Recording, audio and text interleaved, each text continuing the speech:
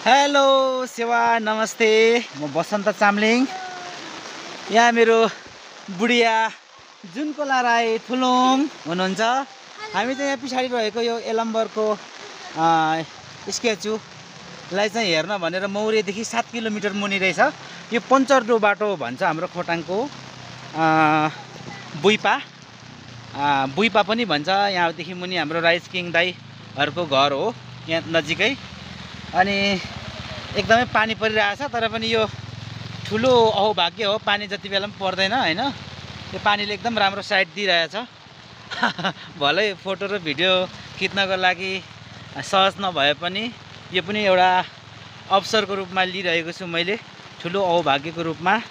यो पञ्चरडो बाटो पहिला दुबोघारी थियो, अहिले चाहिँ बजार रहेछ। मेरो जुत्ताहरू भिजेर 1-1 किलोको भइसकेको छ।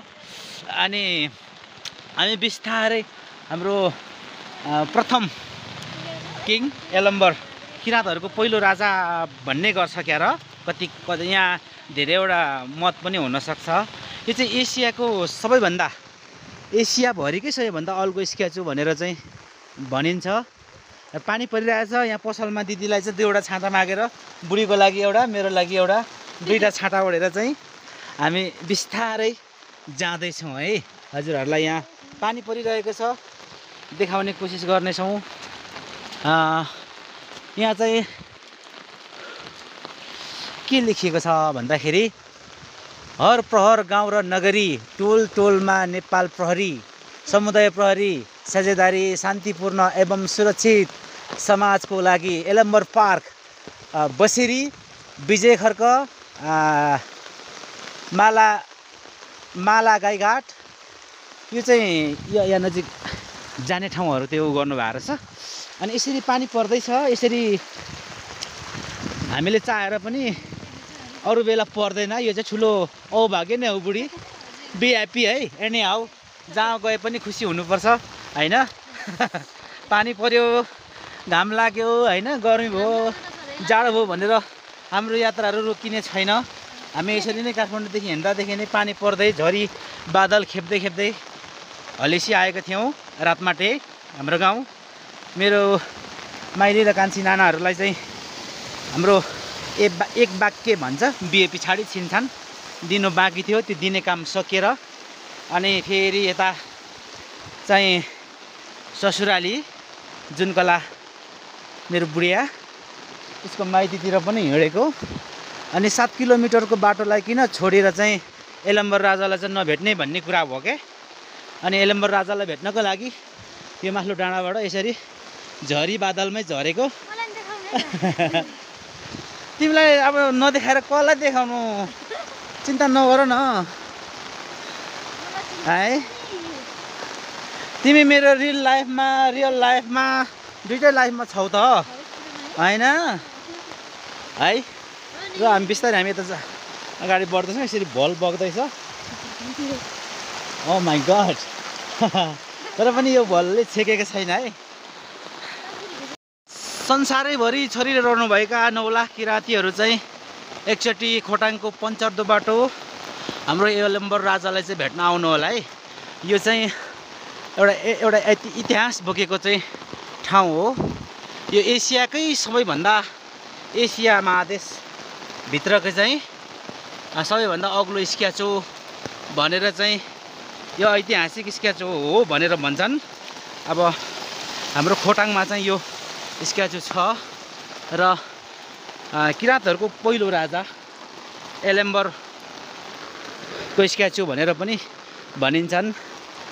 कतिपयले चाहिँ अब किराँत राजामा यलम्बर पहिलो राजा थिएन, कान्छो भन्ने खालको तर्क पनि सुनिन्छ। कतिले चाहिँ होइन जेठो हो भन्ने तर्क पनि सुनिन्छ। बिस्तारै म हजुरहरूलाई त्यता प्रस्थान गराउँदैछु है। म भिडियोबाट नै दर्शन गर्नु होला यहाँहरूले। ल वाउ, तिम्रो आइफोन चाहिँ खै कता लुकाएको? कहाँ त्यसरी है नि। ल यो ठाउँ चाहिँ यस्तो छ। हामी बिस्तारै अगाडि बढ्दैछौँ है। यो वाबु र सेलीमा अगाडि छ। अनि यति ठुलो, यति अग्लो रहेछ कि यो स्क्याचु किङ यलम्बरको है।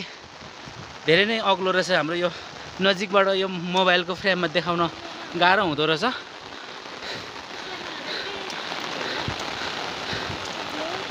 हाम्रो किराती चेली हुनुहुन्छ यहाँ यलम्बर किङको अगाडि चाहिँ उहाँको स्केच बनाइएको छ है। अनि यता देब्रेपट्टि चाहिँ वाबु भन्छ, यसलाई चाहिँ चिन्डो भन्छ। अनि यो चाहिँ सेलीमा हो। यो किराँत संस्कार अनुसार चाहिँ यो वाबु र सेलीमा दुइटै एकदमै आवश्यक पर्ने चिज हो। हाम्रो पितृहरू गर्दा हरेक कुरामा चाहिँ यो हामीलाई आवश्यक पर्छ। र किङ यलम्बर हामीले एकैचोटि चाहिँ यो सानो फ्रेमबाट देखाउन नसकिने रहेछ। नजिक आइसके पछाडि यति ठुलो यति अग्लो स्केच रहेछ है। यो चाहिँ हाम्रो खोटाङको बोइपा पञ्चर्दोबाट छ, मौरेबाट 7 किलोमिटर मात्रै रहेछ झर्नको लागि। अनि बुढीसँग पानीमा रुच्दै भए पनि हामीलाई पानीले रोकेन एक तरिकाले भन्ने हो भने उहाँ राजाको दर्शन गर्नको लागि त्यसरी झरेको थियौँ। र अहिले पनि यहाँ पानी यहाँ झरेको 1 घन्टा भइसक्यो। पानी नरहिसके पछाडि हामीले यहाँ पसलको नानाहरूलाई चाहिँ छाता मागेर आएका छौँ, छाता ओढेर। फाइनल्ली म चाहिँ राजा यलम्बरको स्केचु भएको चाहिँ खुट्टा भागतिर म जाँदैछु। यति विशाल छ है, मेरो क्यामेराको फ्रेमले यति मात्रै देखाउन सकिरहेको छ। Oh my God, oh my God, हेर्नुहोस् त।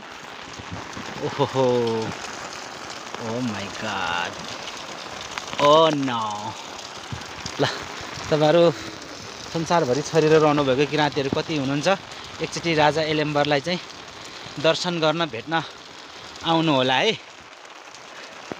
ओ माई गड, ल जानुहोस् त। खुसी लाग्यो तिमीलाई? ओ माई गड। ल मेरो बुढी चाहिँ रमाइरहेको छ यहाँ। ल तर मेरो बुढीलाई र यो स्केचु राजाको स्केचुलाई चाहिँ एकैचोटि म निकाल्न सक्दिनँ के, यति विशाल छ, यति विशाल छ यो स्केचु होइन। ओ माई गड, तिमी हराइ गयौ क्या त्यही भित्र? ओ माई गड, ल त। ओ माई गड,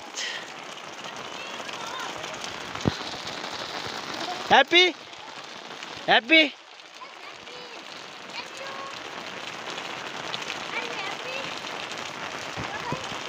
तिम्रो खुसीको लागि लिएको हो नि त मैले।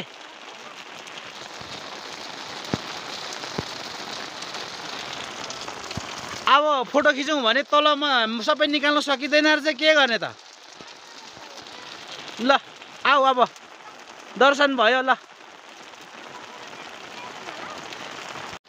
बुढीसँग रुच्दै पनि लगभग दर्शन गर्न सक्यौँ। मोबाइल बुढीले भिजाएर त्यहाँ नजिक सुकाउँदैछ, तर कपडा त्यहाँ सुकाउने कपडा कतै पनि बाँकी छैन होइन। अब ढिलो नगर है, मोबाइलले पानी खाइसक्यो होइन। ल आऊ, अब हामी क्रमशः दिक्तेल हुँदै चाहिँ पान्धारे हुँदै हामी सावातिर लाग्दैछौँ, बमलोङतिर बिस्तारै।